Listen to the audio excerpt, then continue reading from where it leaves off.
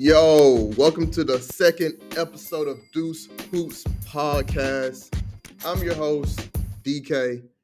And if you're new, which everyone's new because it's the second episode, let me just tell you what to expect. Deuce Hoops is all about NBA and WNBA. So we're going to be dishing our opinions and facts about what's going on in the league.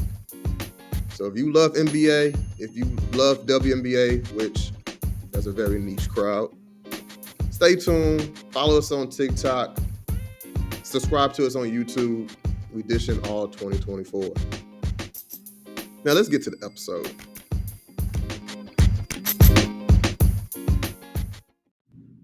We have seen a crazy shift in the NBA. Last night, on January 22nd, Joel Embiid scored 70 points. Yes, you heard that right. 70 points.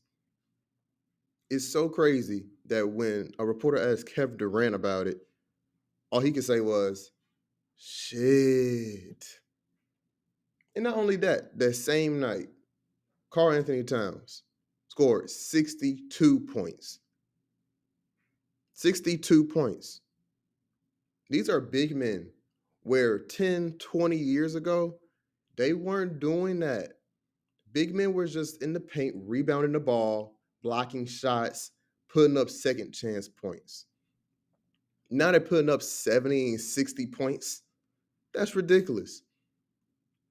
Last season, we saw Joel Embiid win MVP. The year before that, we saw Nikola Jokic win MVP. And the year before that, we saw Nikola Jokic win MVP.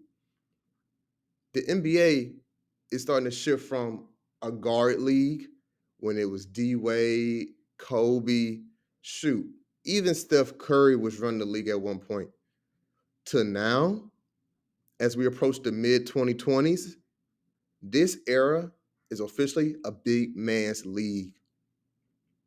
Let's just look at the recent NBA draft in 2023. Who was the number one pick?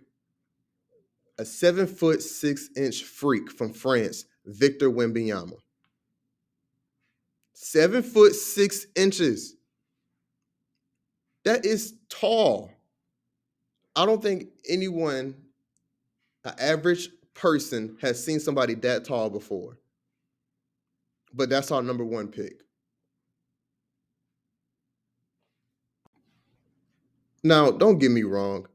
I'm not saying that guys like Steph Curry, Luka Doncic, Shai Gilgeous-Alexander, Donovan Mitchell, Anthony Edwards aren't special. I'm not saying that. From what we saw from Anthony Edwards this season, he's definitely MVP caliber. What we've seen from Shai Gilgeous-Alexander, MVP caliber. What we have seen from Tyrese Halliburton, very impressive. We haven't seen anybody pass like that since probably Magic Johnson, honestly. Bro was dishing out 20-plus assists. That's rare. But the point I'm trying to make is bigs are coming for the crown.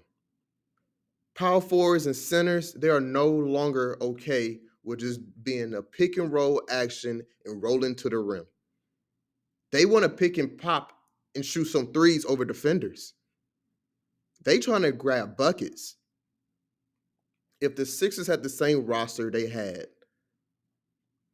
10 years ago, we would have saw a little bit more from Ben Simmons, Markelle Fultz, and those guys. If Tyrese Maxey was on that team years ago, we probably saw a little bit more action from him, especially if Doc Rivers was in the mix. Even if the Sixers still had James Harden, you can't tell me there wouldn't be some more guard scoring in the game. But no, Nick Nurse understands this. Greg Popovich understands this. And definitely Nuggets coach, the NBA Finals champion, Mike Malone, gets this. It's very exciting to see how the future NBA is going to be, especially as we approach 2024, 2025, 2026, 2027. It's changing. Honestly, it's very similar to rap music. Only thing that's different is that the NBA is going to trundle down